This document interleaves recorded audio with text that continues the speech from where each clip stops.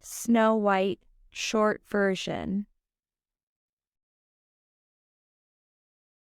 A long time ago, when the snowflakes fell like feathers, a queen sat sewing at a window.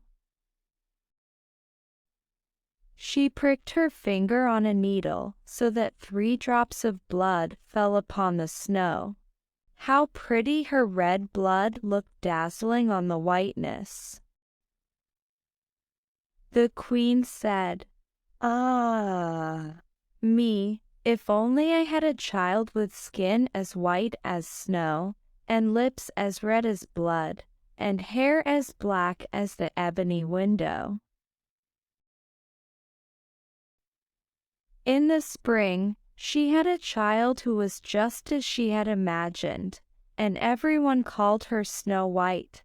But alas, the good queen died, and the king married a new queen whose heart was evil. This wicked queen had a magical mirror, and when she stood and gazed into it, she asked, "Mirror, mirror on the wall, who is the fairest of them all?" And when the mirror replied, "Thou, O queen, are the fairest of them all," her vain heart rejoiced. Snow White grew more and more beautiful with every passing year.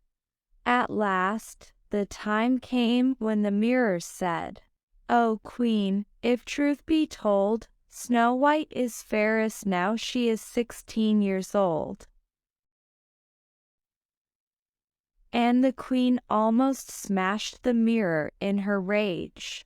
The next morning, she summoned a hunter and gave him orders. "Take Snow White out and don't bother to bring back anything but her heart." The hunter led Snow White to the woods where, taking pity on her innocent heart, he told her to run and hide. She ran and ran, cutting herself on brambles. Meanwhile, the hunter returned to the queen with the heart of a deer. Snow White fled until she came upon a cottage in the middle of the woods. The door was open. She went inside and saw that the furniture was child-sized. She curled up on one of 7 little beds and fell asleep. The owners of the cottage were 7 dwarfs, who spent the day mining for gold in the heart of the mountain. When they came home that night, they lit their 7 candles, and saw that an uninvited visitor was sleeping in one of their 7 beds.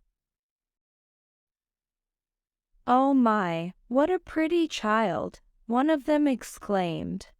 "SSSH," ordered another. "Don't wake her up." "Where shall I sleep?" asked a third. "She's taken my bed." "Well," said a fourth, "there are 7 hours in the night, so every hour, one of us must get out of bed and take a turn at sleeping in the chair."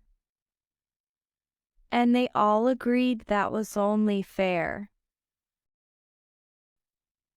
When the sun rose, Snow White awoke. How frightened she was when she saw the 7 dwarfs, but they were friendly, and asked her name. "Snow White," she replied. The eldest dwarf said, "Well, Snow White, if you will take care of our house, then you may live here." And Snow White agreed with all her heart. Every morning, the 7 dwarfs went out to the mountain, and Snow White stayed at home to cook and keep the house. Meanwhile, the queen asked her mirror, "Who is the fairest of all?" And the mirror answered, "O Lady Queen, though fair ye be, Snow White is fairer far to see." Over the hills and far away, she lives with 7 dwarfs today. Liar, screeched the queen in her rage. But she soon realized that the hunter must have tricked her. She decided to dress herself like an old peddler woman. And in this disguise she visited the dwarf's cottage, and knocked at their door crying, "Pretty things, very cheap, very cheap."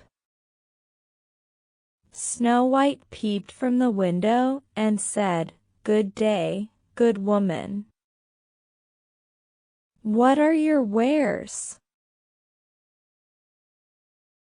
"All sorts of pretty things, my dear." "Thank you," said Snow White. "Your scarves and laces are indeed pretty, but I will not buy any today." "It is a pity," said the old woman. "But never mind. I will give you this apple, and perhaps you shall remember me another time." The peddler woman took a bite out of the green side of the apple, and handed the rest through the window. Snow White thanked the old woman and bit into the fruit. Little did she realize that the wicked queen had poisoned the rosy side of the apple, the part that Snow White now swallowed.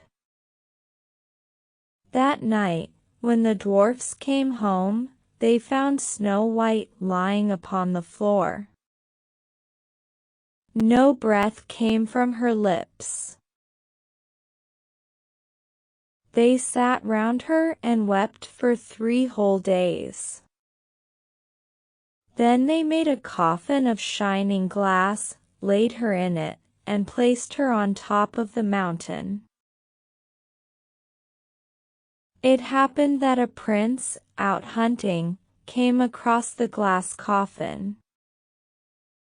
He was very much taken by the pale girl who lay so still inside it, and he thought she must be a statue left there by the ancients. He ordered his servants to pick up the unusual object and carry it home. In doing so, one of them stumbled, and the glass box fell to the ground. It shook terribly, and the piece of poisonous apple which had lodged in Snow White's throat came out, so that she opened her eyes, alive once more. Snow White and the prince were soon wed. They and the 7 dwarfs lived long and happy lives, while the wicked queen went mad with envy, for she could never be the fairest of them all.